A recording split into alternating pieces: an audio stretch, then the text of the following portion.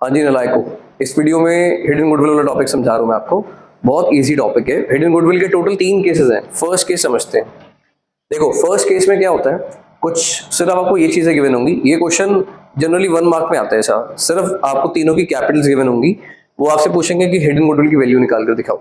Hidden goodwill का मतलब क्या होता है, जब आपको गुडविल निकालने का कोई तरीका गिवन नहीं होता, ना तो एवरेज प्रॉफिट मेथड से आप गुडविल निकाल सकते हो, ना सुपर प्रॉफिट से, ना कैपिटलाइजेशन मेथड से, और गुडविल आपको गिवन भी नहीं होती, तो आपको उस क्वेश्चन में खुद फाइंड आउट करनी पड़ती है।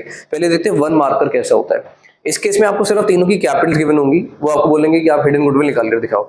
हिडन गुडविल का फॉर्मूला होता है, आप लोग पहले फॉर्मूला लिख लो साथ साथ। Hidden goodwill is equals to total desired capital.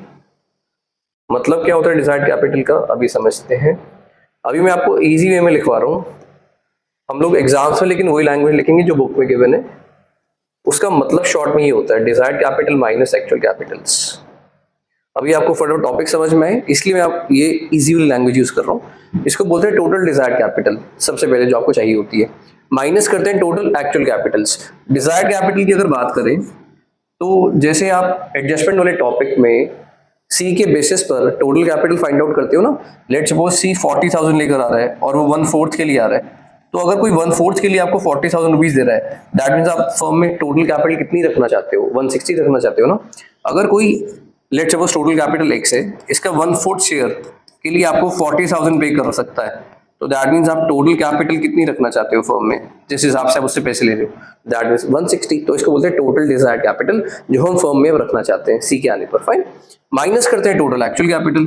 Actual capital में क्या करते हैं, carry downs of all the partners. All the partners में तो नया पार्टनर भी आ जाएगा ना बच्चों, तो इंक्लूडिंग सी आप तीनों के कैरी डाउन्स लेस कर दो, वो थी एक्चुअल कैपिटल। तो डिफरेंस से पता लग जाता है कि हिडन गुडविल कितनी है उस क्वेश्चन में। फाइन, अब एग्जांपल्स की तरफ मूव ऑन करते हैं। फर्स्ट एग्जांपल ये रहा। फॉर्मूला बताओ फटाफट से। सर अभी आपने बताया हिडन गुडविल का फॉर्मूला होता है। हाँ बच्चों, क्या होता है फॉर्मूला? सर हम याद कर रहे हैं, जल्दी से बताओ ना लाइक। सर हमें थोड़ा थोड़ा याद आ रहा है। टोटल स्विफ्ट डिजायर नालायको, टोटल डिजायर्ड कैपिटल माइनस, हाँ सर हमें पता है, बताओ टोटल एक्चुअल कैपिटल्स। तो टोटल डिजायर्ड कैपिटल में से आप माइनस करते हो टोटल एक्चुअल कैपिटल्स। याद रखना एक्चुअल कैपिटल्स में तीनों का कैरी डाउन आएगा। कुछ बच्चे सिर्फ ए और बी का कैरी डाउन लेते हैं और उनका आंसर गलत हो जाता है। टोटल एक्चुअल कैपिटल में टोटल का मतलब क्या हुआ, इंक्लूडिंग सी ना, तो यहाँ पर तीनों की कैरी डाउन को माइनस करना है। अब करते हैं जी, टोटल डिजायर्ड कैपिटल कैसे निकालोगे आप? उसके लिए हमें दो बातें चाहिए, सी कितनी कैपिटल आ रहा है और कितने शेयर के लिए एडमिट हो रहा है। ये कितनी कैपिटल लेकर आ रहा है, 3 लाख। कितने शेयर के लिए एडमिट हो रहा है, 1/4। तो that means total desired capital will be 3 lakh into 4/1। तो 12 लाख हो गई आपकी डिजायर्ड कैपिटल। माइनस करते हैं टोटल एक्चुअल कैपिटल्स, तीनों के कैरी डाउन्स को ऐड करते हैं।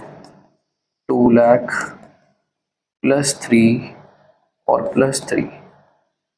तो ये टोटल एक्चुअल कैपिटल इनकी 8 लाख है अभी फर्म में, और जिस हिसाब से हम पैसे ले रहे हैं सी से, तो टोटल कैपिटल कितनी होनी चाहिए थी, 12 लाख। तो जो डिफरेंस है that is called hidden goodwill. तो आपकी गुडविल की वैल्यू आ गई 4 लाख। अब कुछ बच्चे क्या गलती करते हैं जनरली, वो पूरा 4 लाख की मतलब 4 लाख की गुडविल बांट देते हैं बाय पीएफजी में, अगर ये मेन क्वेश्चन में आता है तो। लेकिन आप भूलना मत, ये टोटल गुडविल आ रही है, तो टोटल गुडविल में हमेशा सी का शेयर फाइंड आउट कर लेना।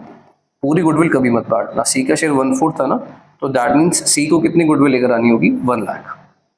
क्लियर है? बहुत सिंपल टॉपिक है। Formula total desired capital minus total actual Capitals. Desired कैसे निकालते हो, आपको उसके लिए दो चीजें चाहिए होंगी, सी की कैपिटल और सी का शेयर। आपने रिवर्स शेयर करा और मल्टीप्लाई किया तो टोटल डिजायर्ड कैपिटल आपके पास आ गई। Then total actual capital is so simple, आपको कैरी डाउन्स लेने होते हैं तीनों पार्टनर्स के। फाइन, आगे मूव करते हैं। नेक्स्ट तरह का क्वेश्चन ऐसा होता है जहां पर वो आपको बैलेंस शीट देंगे ए और बी की, लेकिन उनकी कैपिटल्स नहीं देंगे आपको वो एसेट्स बता रहे हैं और लायबिलिटीज बता रहे हैं। तो ये तो हमने 11th क्लास में पढ़ लिया था बच्चों, assets is equals to liabilities plus capital, accounting equation. Assets में से लायबिलिटीज माइनस करते हैं तो कैपिटल आ जाती है। ये तो बच्चे को पता है कॉमर्स की। तो यहाँ पर अगर हम कैपिटल फाइंड आउट करें तो कैपिटल आ जाएगी ए और बी की। यहाँ पर ए और बी की कंबाइंड कैपिटल आ जाएगी, वो कितनी हो जाएगी, 10 में से 2 गए तो 8 लाख। अब सर इसमें सी की कैपिटल क्यों नहीं आती है बच्चों? क्योंकि बैलेंस शीट हमेशा ए और बी की होती है। आपको जो क्वेश्चन में बैलेंस शीट गिवन होती है वो हमेशा ओल्ड पार्टनर्स की होती है, तो दैट मींस ये ओल्ड पार्टनर्स की कैपिटल आएगी। इसमें हम सी की कैपिटल और प्लस कर लेंगे तो will get total actual Capitals. और डिजायर्ड कैपिटल तो बहुत बच्चों का खेल है, 5 लाख इंटू 4। क्लियर हो गया? इस केस में आप ऐसे निकाल सकते हो, तो चलो आंसर निकालते हैं। आप साथ साथ नोट डाउन करते रहना, तीनों एग्जाम्पल्स लिखते हैं जो मैं आपको करा रहा हूँ। हिडन गुडविल वाला टॉपिक आपको परफेक्ट हो जाएगा, एकदम परफेक्टली क्लियर हो जाएगा। तो लिखते हैं जी, hidden goodwill is equals to total desired capital, आज क्या हो रहा है पेन को रुक रहा है, total desired capital minus total actual Capitals. Actual Capitals का मतलब तीनों के कैरेट डाउन्स। तो डिजायर्ड कैपिटल की बात करें तो ये 5 लाख लेकर आ रहा है, 1/4 के लिए आ रहा है, तो that means total desired capital 20 lakh minus total actual capital की बात करें तो ये 8 लाख आपने कैसे निकाला ए और बी की कैपिटल? सर हमें एसेट्स और लायबिलिटीज गिवन थे और आपने बताया था बच्चे को पता है, लेकिन हमें नहीं पता कि एसेट में से जब लायबिलिटी को माइनस करते तो क्या आ जाता है, कैपिटल आ जाती है, वो ए और बी की होगी, इसमें हम प्लस कर देंगे सी की कैपिटल, दैट इज 5 लाख। अब आंसर्स आपके रेडी हैं, तो 20 लाख की डिजायर्ड कैपिटल माइनस 8 और 5 13 लाख एक्चुअल कैपिटल आ गई बच्चों, तो ₹7 लाख आपकी हिडन गुडविल आ गई। अब जल्दी से बताओ क्या गलती नहीं करनी बच्चों? सर आपने बताया था ये टोटल गुडविल आएगी, तो आप सी का शेयर जरूर निकाल लें। सी का शेयर कैसे निकलेगा? 7 लाख का 1/4, that will be I think 1,75,000। आप एक बार चेक कर लेना, क्लियर। तो इस केस में हम लोग ऐसे निकाल सकते हैं। इस बार क्या डिफरेंस था, आपको ए और बी की कैपिटल्स गिवन नहीं थी, लेकिन आपको इंस्टेड ऑफ दैट एसेट्स और लायबिलिटीज गिवन थे, तो आपने इसका डिफरेंस किया तो यू गेट कैपिटल किसकी, ए और बी की।